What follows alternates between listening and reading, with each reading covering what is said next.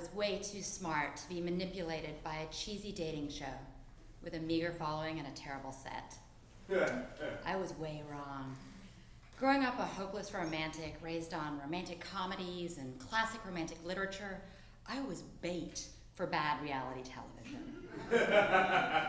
Within my first 6 months in Los Angeles, I met and fell in love with Bryce. Our romance played out exactly as those tales had promised. I noticed Bryce immediately, but he took a long time to really notice me. Cue a Jane Rochester fantasy. We became friends first, but often disagreed on key issues, arguing heatedly over politics, religion, books.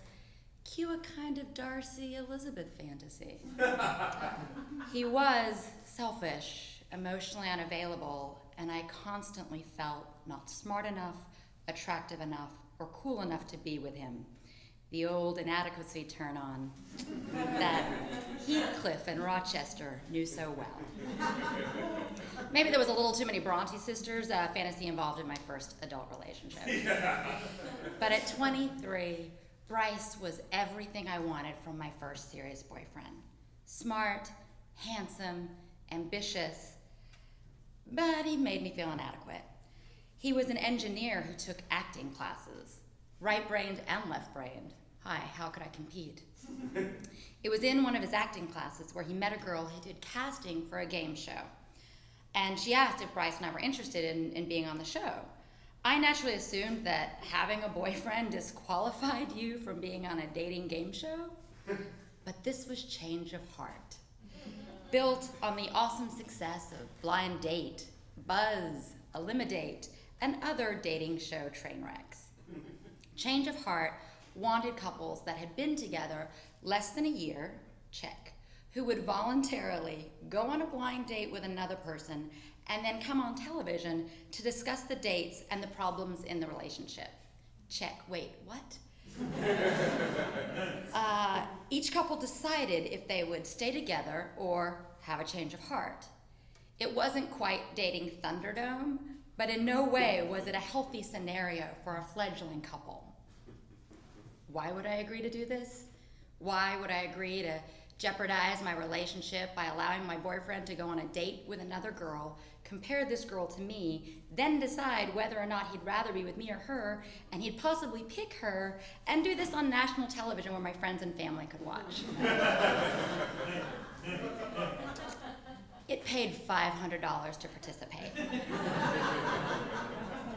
I was a host at a cheesy restaurant at the time, and it took me all week plus full weekend shifts, writing down probably 2,000 party of whatever at whatever time to make $500.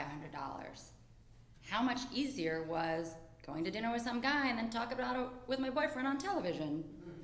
That was the best shortcut to making my rent money ever offered. Done. Easy peasy. Sign me up. What could possibly go wrong in this wholesome, uncomplicated scenario that I was heedlessly throwing myself into? After the initial interview, producers called us to set up our new dates. My boyfriend Bryce was from Idaho, very conservative, military family, very right-wing. I am the opposite of that. When they asked what I was looking for, I thought it'd be fun to go on a date with a liberal hipster type, maybe a surfer dude or an indie rocker guy. That'd be fun, right? That's not what I got. My date was like Chris Klein in Election. Not as cute. Just a big, sweet dummy. Like a big, talking golden retriever who doesn't expect anything from you. I thought they were making this 500 too easy. I'd apparently forgotten that part in romantic comedies where everything goes to shit. Bryce and I agreed to never talk about our individual dates or what we'd say on television. Bryce said we should be in the moment. Hint to others, the Meisner technique is not a good technique for actual functioning couples. Finally, the day of filming arrived. Bryce and I drove separately, and the producers kept us completely apart, giving us time to think about our decision. Our individual producers went over our issues and highlights of the date, reminding us to make certain talking points. During filming, we sat on the couch together, and when asked about the relationship, I made jokes to build up the difference between Bryce and I. He was the conservative, stuffy one, so it was like dating a cute Bill O'Reilly type jokes. Maybe I made some anal retentive jokes. The host was laughing, the audience was laughing, but I maybe should have noticed that Bryce was not laughing. Next segment, they brought out my date, my big, dumb Chris Klein guy. We discussed the date. He seemed happy, as all golden retrievers are, with what was happening and curious to find out what would happen next. Then Bryce's date walked out. Damn it, if she wasn't really cute. Skinnier than me. And I really liked her outfit. Yeah, ladies, that's hard. It's like Gwyneth Paltrow. You may not like her, but you can't deny she has style. It was slowly dawning on me that Bryce had never been intimidated by my date, and I was totally intimidated by his. As my insecurities reached DEFCON 5, they cut to commercial. My producer rushed over to get my initial reaction talking point about Bryce's date. What do you think? What's your first impression? He asked. My first impression is this is not going at all to plan, that this is horrible, and what the fuck was I thinking? This was the awkward second act of my rom-com, and I think I could feel the audience feeling sorry for me. She's really cute. I said, I don't know. I like her skirt. But he wanted more. He's pushing. Well, do you think she's pretty? Yeah. Do you think she looks slutty? Wait, what?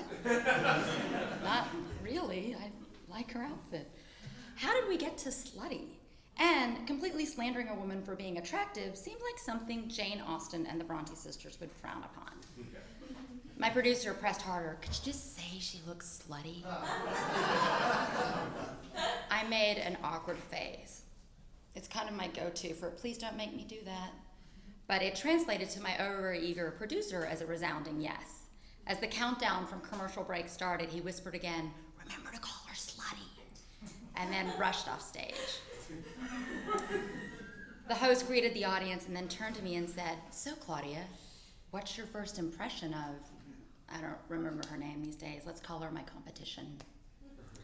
I knew what I was supposed to say, but it felt wrong, anti-woman, and just mean. After a pause, I slowly said, she looks saucy.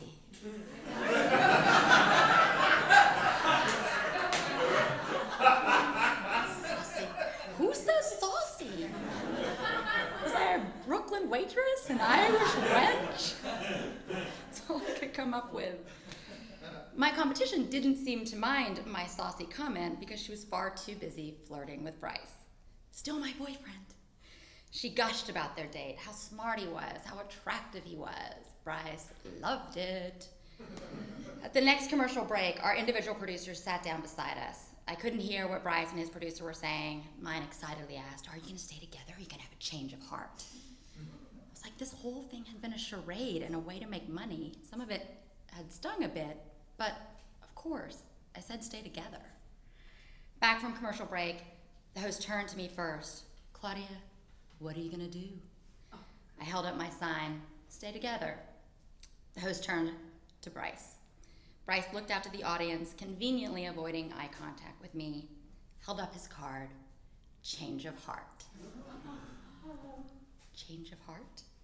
For that saucy slut? Yeah, I can say it now. I was dumped on national television. I had foolishly thought that this was a quick buck and a crazy story that Bryce and I would tell together at dinner parties for years to come, you know, to the delight of all our happily married couple friends. Unfortunately, Bryce took the money and spiced it up with a humiliating breakup. My inner Elizabeth Bennet and Jane Eyre didn't see that one coming. The audience oohed while Miss Saucy Slut hugged Bryce. My Chris Klein golden retriever was excited and triumphantly put his arm around me. I sat there like granite, bitter, mortified, just wanting to disappear as the host wrapped up the show. If I could have turned into one of Khaleesi's dragons and spewed fire and burnt them all to the ground, oh, I would have. How had my real life Mr. Darcy so quickly become a Wickham? Pathetically, Bryce and I got back together 2 days later.